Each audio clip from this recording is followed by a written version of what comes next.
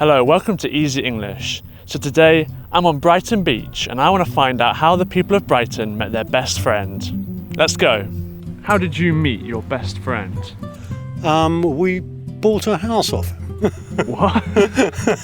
Turned up in at RAF Larbrook, which is a RAF camp in Germany.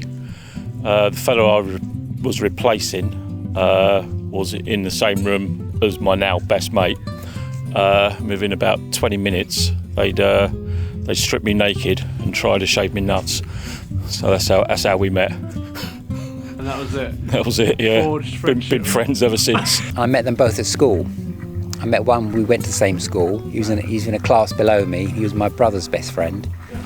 And the other chap, I met him on a bus on the way to school. So, yeah, and they've remained good friends for the last nearly 60 years.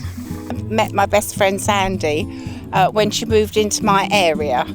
And we've now been friends for 42 years.